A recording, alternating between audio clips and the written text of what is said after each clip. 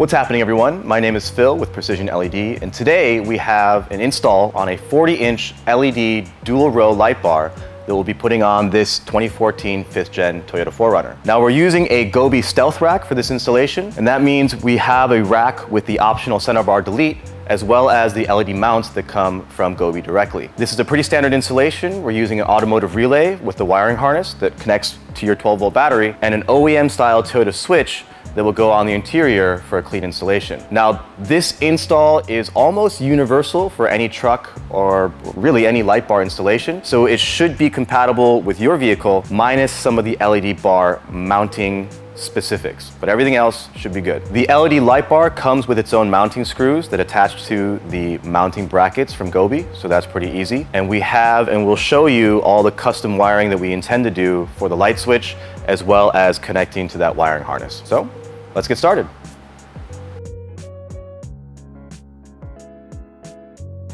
We're looking here at the wiring harness and all the accessories we need for the installation. Right here we have the power leads, and there is a fuse here on the positive. You have your positive lead that goes to the positive terminal on the battery, the red wire. The black wire is your negative or ground. That can go to the battery terminal or it can go to the chassis for ground as well. Here we have the power wires that are actually going to go to the light bar. Now these are spade connectors. We're actually going to cut these off and solder on this connector, and this is a mil-spec connector that goes to the light bar that we've chosen, the PrecisionLED light bar. So that is going to end up like that. We then have the leads that go to your switch here. Now this is our OEM style light bar switch. It has its own wiring harness here. And the way this works is the blue wire is considered the power signal for the automotive relay, and that's going to go to your green wire here. The white wires here are your power wires, and the black wires are your ground wires. Now on this wiring harness there are 2 ground wires. You really only need 1, which is why this power switch or this wiring harness for this switch only has 1 black wire. So you're actually going to cut one of these off. So we have the black, the green, and then our 2 reds.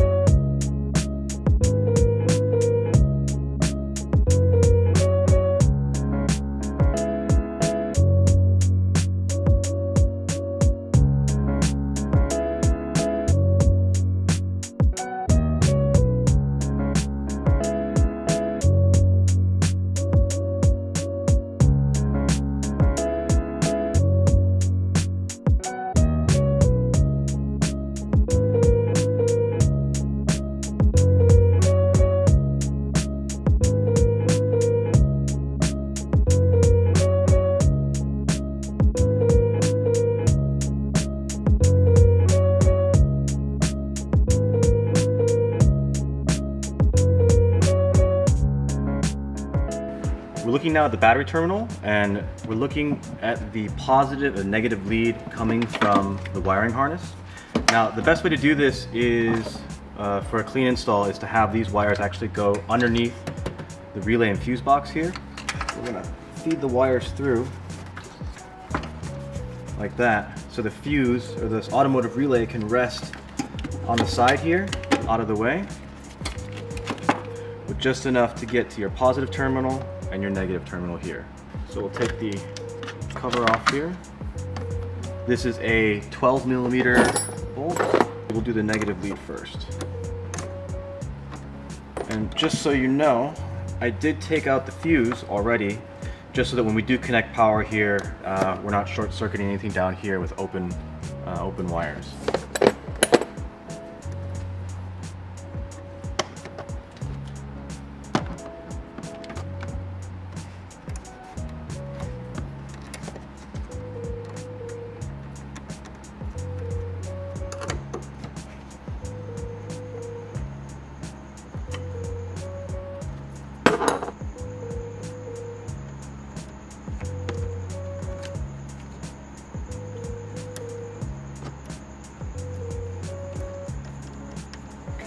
Have the wire follow down here, and that's what, so that the cover can get back on top correctly.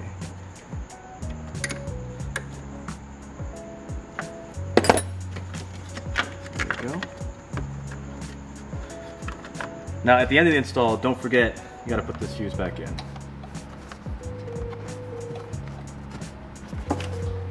We're gonna feed through the control wires for the switch through the firewall.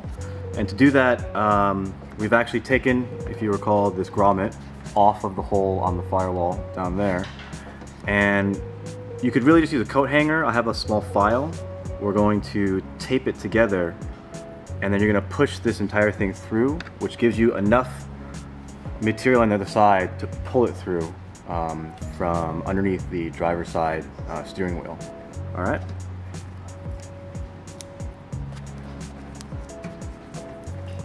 Doesn't need much.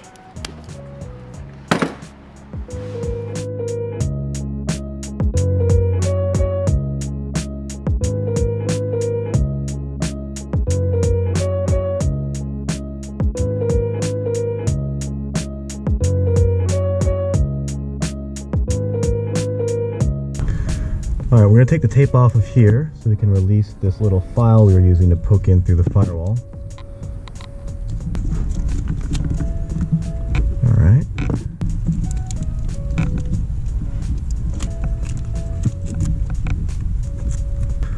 We're going to put this back together. We just need the white connector here that we use to remove these wires.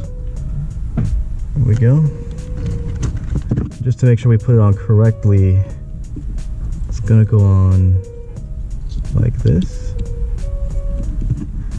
And then black goes on this side. So you got to line up the hole here. The side with the indentation, or like the extra opening at the top right there, that is where this little spike goes, up this way. That clips in. Black, then blue, then white. Blue next.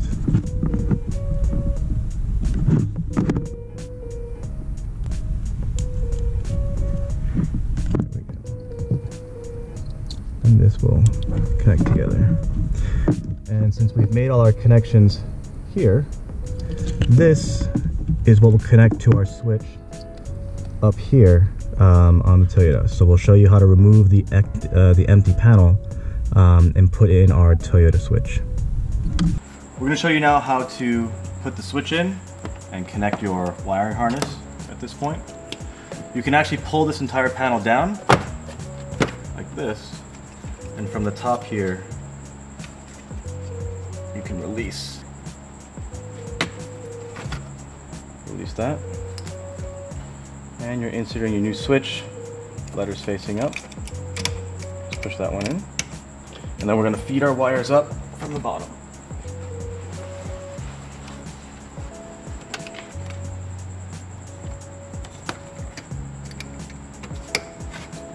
Okay. We're just going to show you here how to mount all of the brackets and hardware.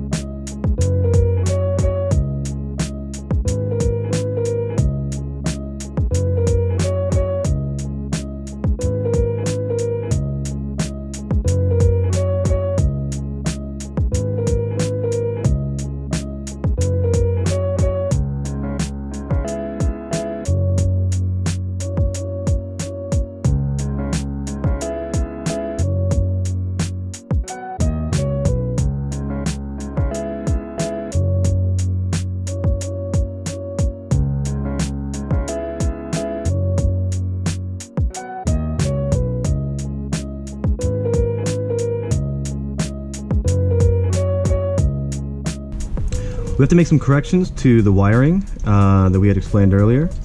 The green wire, which is our load, is actually going to go to the white wires here. The second wire, which is next to green, will be going to blue. And the third red wire, this is the dash light, and this is what powers the LED light bar light here. And we'll just turn it on just so you can see. This is what it would look like if you had connected this to, say, the cigarette lighter power or some other 12-volt power source when the vehicle turns on. Now, this particular customer didn't really want to have this on, but if we were going to do it, this power lead and the pink wire here at the end of the loom is a 12-volt power source. It only turns on with engine ignition on. And that one is the, I think the fog light, or no. This is a defroster. And so when the vehicle's off, nothing happens. When the vehicle's on, we tested with a voltmeter, and this is a 12-volt power source you can use. So you would splice this, and you would then connect this. You'd have to strip the wire to get it on there, but that's how it would work. We're just gonna leave this one off for now. Put this thing back. And all we have to do now is put our wires back in.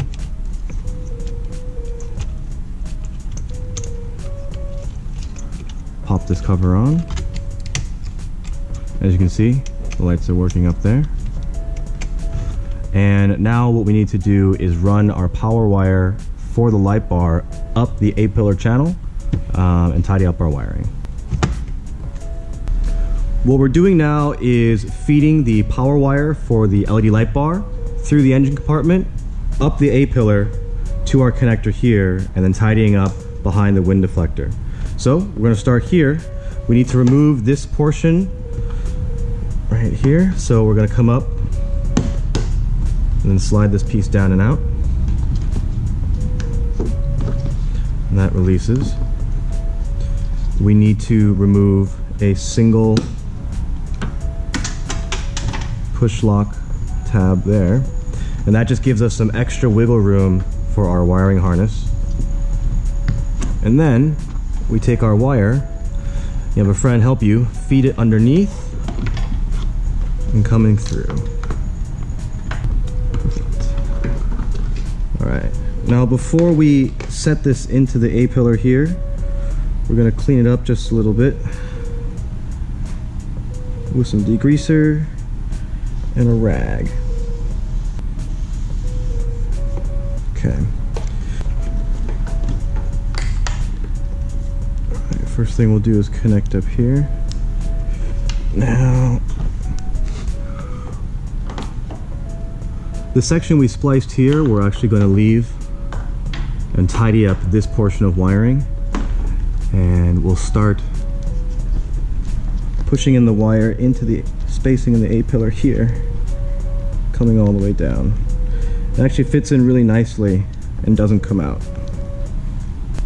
What I am doing is I'm feeling inside the wire loom here and making sure that the wires are not crossing over like this. I'm making sure they're straight like this.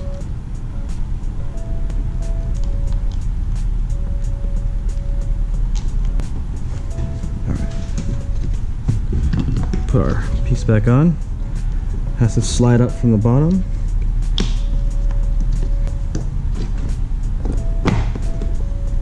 Perfect. And we're gonna tidy up the wires here.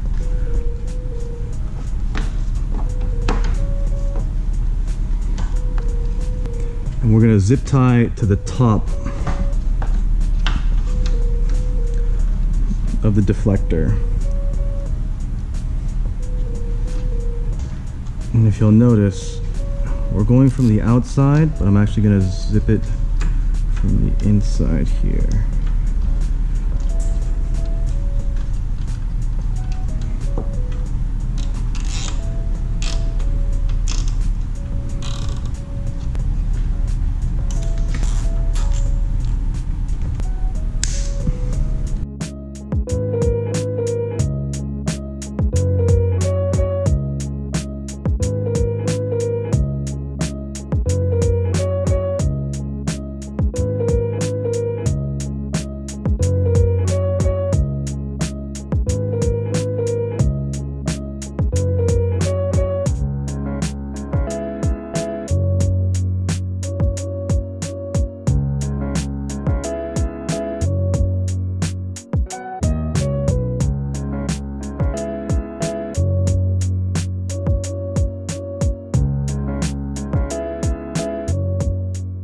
Alright, we're just going to tidy up our wiring job here. We have our fuse, we've got the rest of our wires.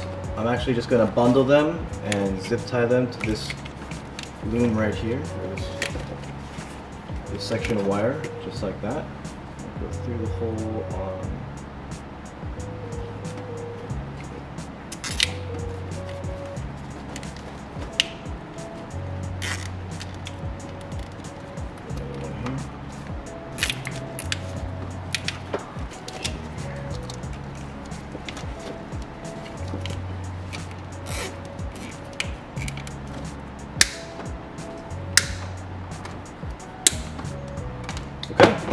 let's go enjoy these lights.